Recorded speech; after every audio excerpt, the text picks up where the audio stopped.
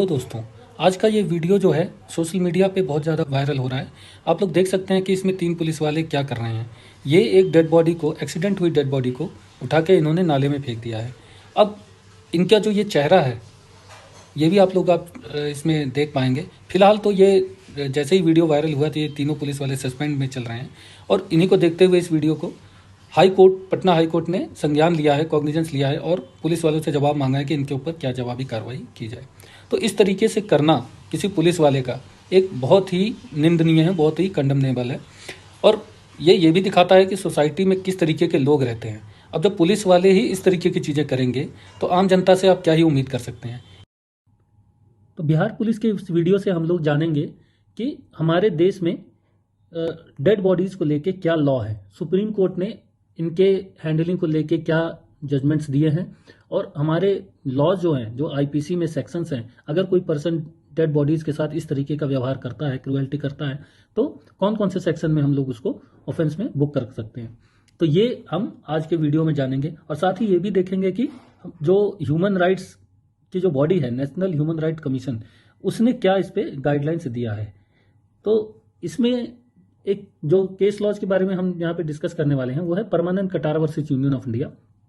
ये केस में supreme court ने कहा कि जो right to dignity and fair treatment जो हमें आर्टिकल 21 के अंदर मिला हुआ है वो न केवल लिविंग पर्सन के लिए है, जबकि डेड पर्सन मतलब डेथ के बाद भी ये फेयर ट्रीटमेंट और डिग्निटी जो है डेड बॉडी को ही डिजर्व होती है, तो उसे भी हमें रिस्पेक्ट करना पड़ेगा। अगला जो केस है ये है P Rathinam versus union of India में। इसमें कहा गया कि आर्टिकल 21 के अंदर right to life means a meaningful life and not merely animal existence. The right to dignity was also expanded to dead person.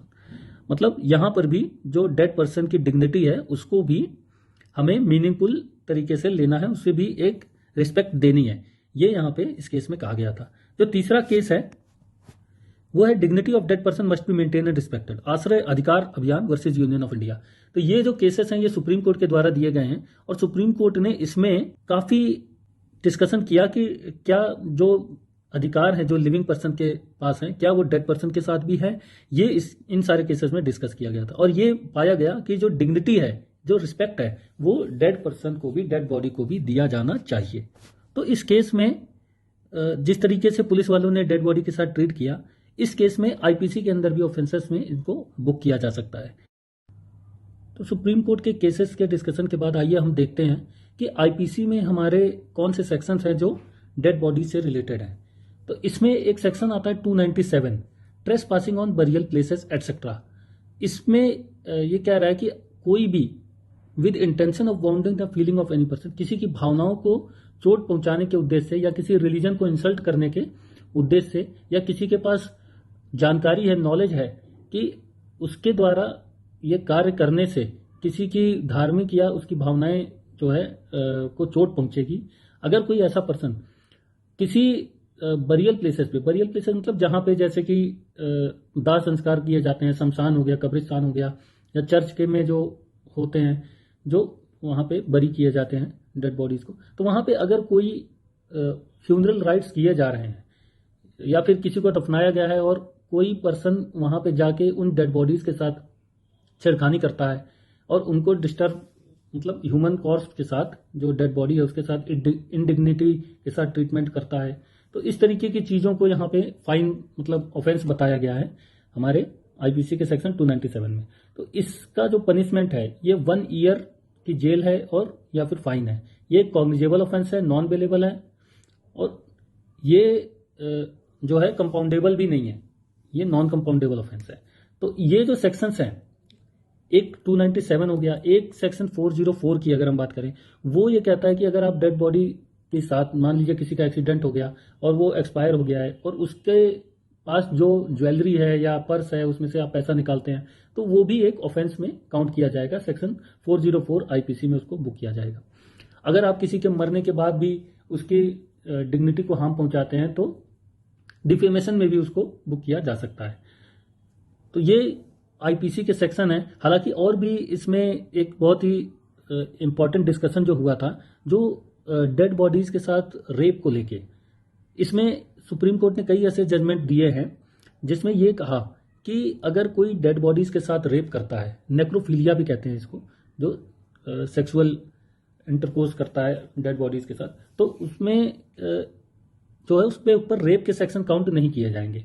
मतलब जो रेप किया जा सकता है 375 जो सेक्शन लग सकता है 376, वो सिर्फ और सिर्फ लिविंग पर्सन के में ही लग सकता है, डेड पर्सन के साथ में ये नहीं लग सकता।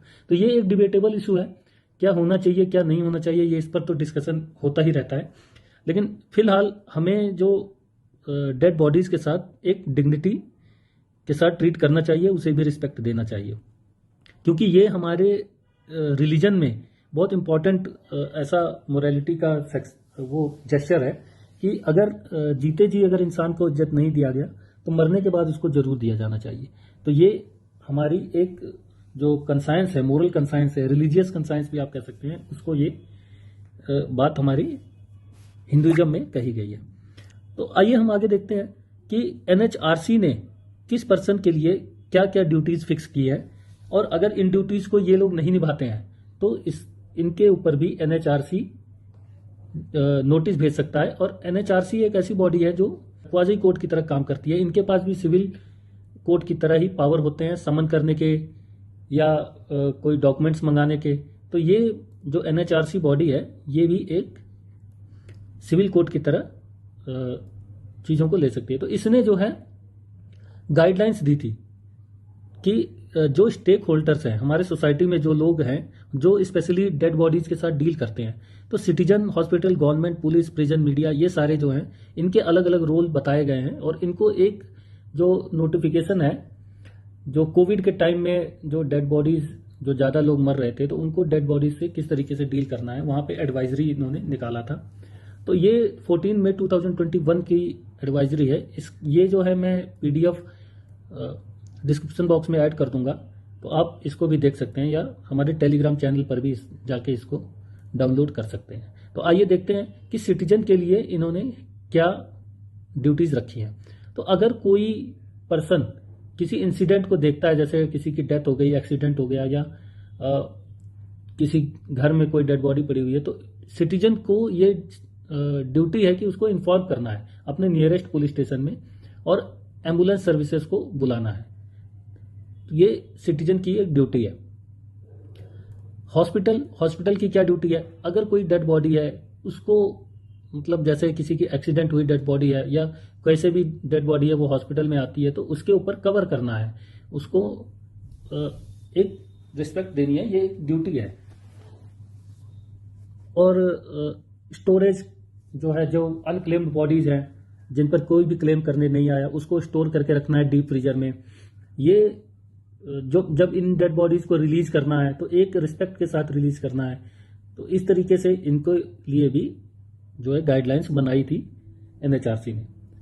अब इसमें जैसे मेडिकल प्रैक्टिशनर हैं वो कैसे डील करेंगे, ये भी हॉस्पिटल में ही आता है कि क्वालिफाइड प्रोफेशनल्स के द्वारा जो है ट्रीट किया जाना चाहिए। डेड बॉडी को जो जब हम पोस्टमार्टम करते हैं तो उसको भी एक रिस्पेक्ट के तरीके से उसकी जो ऑर्गन्स हैं उसको रखने चाहिए।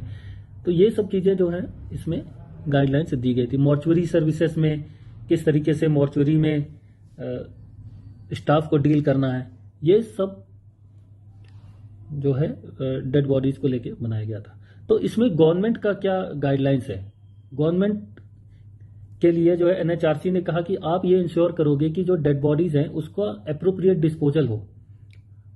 आप क्रेमेटोरियम बनाओगे जहां पे डेड बॉडीज को ढंग से, मतलब ठीक तरीके से, रिस्पेक्टेबल तरीके से, डिग्निफाइड तरीके से उसका डिस्पोज ऑफ किया जा सके। आप जो बरियल ग्राउंड है उसको मेंटेन करोगे, इलेक्ट्रिक क्रिमेशन मेथड को बढ़ावा दोगे, और जो डेड बॉडीज के ट्रांसपोर्टेशन है उस पर भी ध्यान दोगे। जैसे एक जगह से दूसरी जगह पे डेड बॉडीज को ले जाया जाता है, हालांकि ये काम एम्बुलेंस का होता है, तो वो भी गवर्नमेंट के द्वारा संचालित की हुई जो एम्बुलेंस हैं उसमें भी इनको लेके जो है कुछ स्टेप्स बताए गए थे। और सबसे इम्पॉर्टेंट जो है, पुलिस को किस तरीके से डील करना है।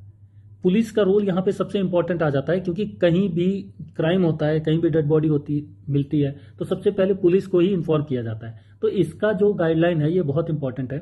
जो एनएचआरसी के द्वारा दी हुई ये गाइडलाइंस हैं, अगर पुलिस फॉलो नहीं करती है तो एनएचआरसी इनको भी जो है समन दे के बुला के इनका जवाब ले सकती है। तो पुलिस के द्वारा जो किया जाना चाहिए वो no delay in postmortem, postmortem में डिले नहीं होना चाहिए।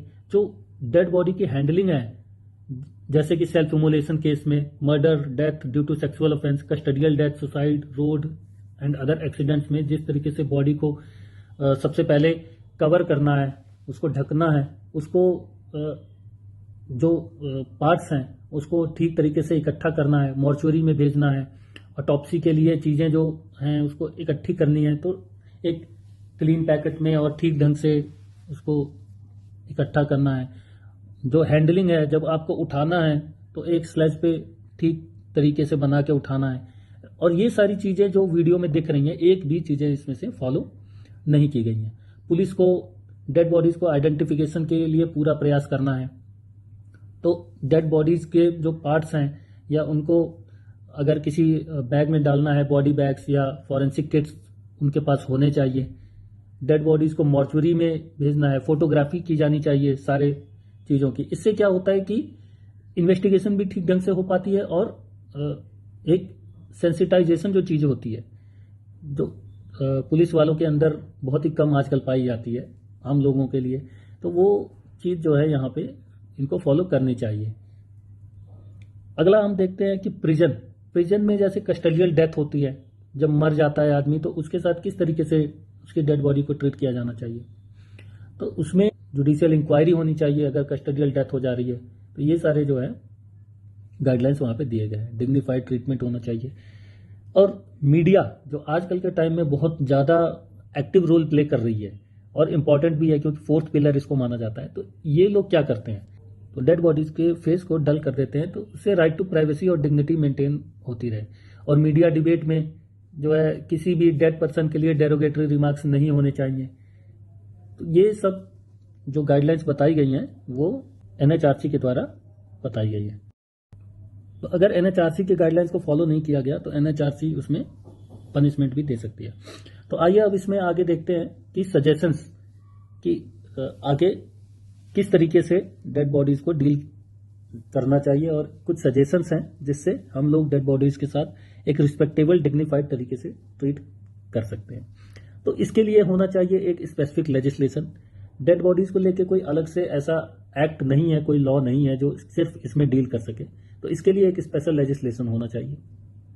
जो स्टाफ इसको डील करते हैं उनके अंदर सेंसिटाइजेशन होनी चाहिए, मतलब क्रूएलिटी नहीं होनी चाहिए, एक तरीके का रिस्पेक्ट होना चाहिए। तो जो स्टाफ है आजकल के, स्पेशली पुलिस जो है, वो सेंसिटाइजेशन वर्ड को उनकी डिक्शनरी में मिलता ही नहीं है। तो उनको जो है इस तरीके का ट्रेनिंग दिया जाना चाहिए कि वो थोड़ी सी इंसानियत की भावना रखें। हालांकि वैसे तो जिंदा पर्सन के साथ, लिविंग पर्सन के साथ तो रखते नहीं है, डेथ के साथ क्या ही रखेंगे, लेकिन ये डिबेटेबल इशू है। पाइलिंग ऑफ डेड बॉडीज, सारी डेड बॉडीज को एक जगह इकट्ठा ना रखें, जिसकी वजह से इन्फेक्शन फैल सकता है, कई बीमारियां भी फैल सकती हैं। तो ये एक इनह्यूमन तरीका है कि अगर सारी डेड बॉडीज को एक के ऊपर एक ही बना के आप रख देते हैं, तो इस तरीके का नहीं होना चाहिए। प्रॉपर आइडेंटिफिकेशन एंड इन्फॉर्मेशन होना चाहिए। कोई भी पर्सन की डेथ होती है तो उसके आइडेंटिफिकेशन उसके डीएनए के द्वारा किया जा सकता है, तो उसकी इन्फॉर्मेशन होनी चाहिए। और जो एम्बुलेंस के चार्जेस हैं, कई जगह मैंने ऐसा देखा है कि कोई एम्बुलेंस डेड बॉडी को लेके आता है तो वो पहले पैसा डिमांड करता है, उसे 5,000 चाहिए, 10,000 चाहिए। ये सारी चीज़ें जो होती हैं, आदमी अब किसी का सगा मरा है, किसी के रिलेशनशिप में किसी की डेथ हुई है, और आप इस तरीके से पैसे की डिमांड करोगे उस टाइम, तो ये एक इनह्यूमन तरीका है डेड बॉडीज का के साथ ट्रीटमेंट का। तो ऐसे केसेस में जो एम्बुलेंस के चार्जेस है वो फ्री होने चाहिए। तो ये था हमारा आज का वीडियो। ये वीडियो जो था एक तरीके से एथिक्स का वीडियो है, मोरालिटी का वीडियो है। इस पे लॉ के भी कुछ पॉइंट्स जो हमने डिस्कस किए हैं ये इंपॉर्टेंट है। तो आप लोग इसमें अपनी राय भी दे सकते हैं कि हमें इसमें आगे क्या करना चाहिए इसके इम्प्रूवमेंट के लिए, जिससे कि आगे वीडियो के थ्रू हम और भी अवेयरनेस फैला सकें। तो मिलते हैं आपसे नेक्स्ट वीडियो में, तब तक के लिए जय हिंद, जय भारत।